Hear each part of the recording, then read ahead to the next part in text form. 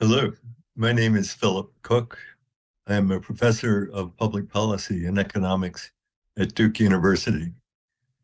I've actually been on the Duke faculty for 50 years, and during that time, much of my research has focused on criminal justice policy with a particular interest in guns. What I'd like to talk to you about today is my new book, Policing Gun Violence. The book is co-authored with Anthony Braga, a professor of criminology at Penn and one of the nation's leading scholars studying policing, someone who has advised police departments in New York, in Boston, Oakland, and elsewhere, and is generally recognized as a leader in the field.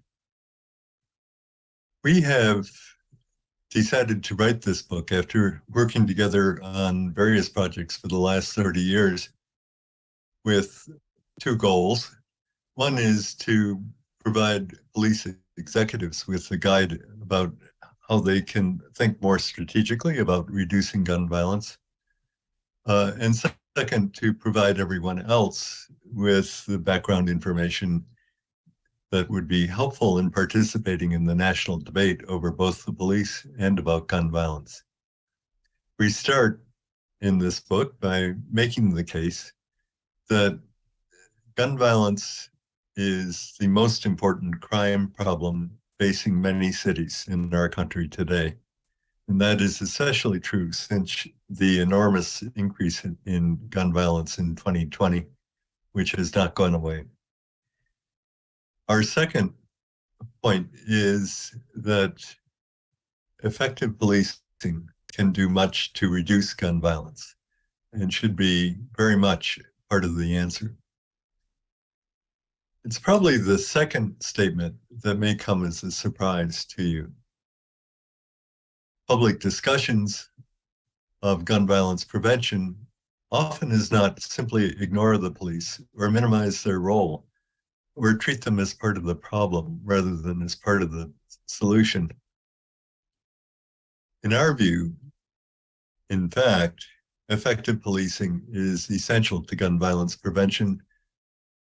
It's essential to provide justice to survivors and to make sure that shooters are held accountable for their actions.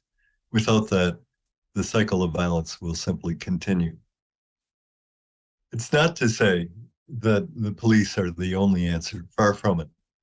A variety of other institutions need to step forward and play a part in improving education and providing mental health and housing services, and generally in challenging the systemic racism that is always in the background in these kinds of problems.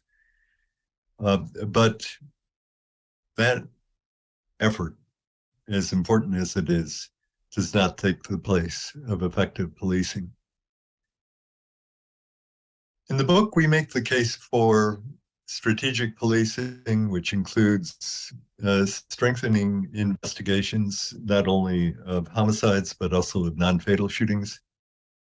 We discuss the strategies for cooling hotspots, for inducing gangs to give up on their guns, and to reduce access to kids and criminals to guns.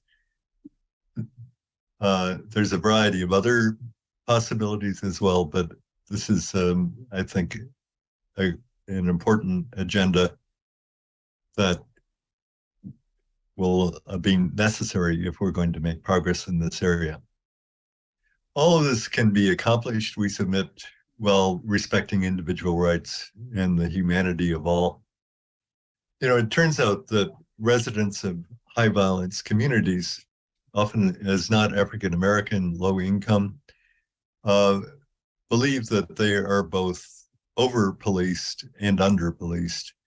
And over policed in the sense that the police too often use heavy handed tactics in their neighborhoods, perhaps for what they view as more trivial crimes, and under policed because what they witness, what they see, is that the shooters and the most serious criminals are going free. Often it's not. They conclude that the police simply are indifferent to their plight in that respect. So we think that our book has a lot to offer to how to strengthen this imperfect institution and to leave us with public safety, even in the most challenged neighborhoods. I hope you have a chance to read the book.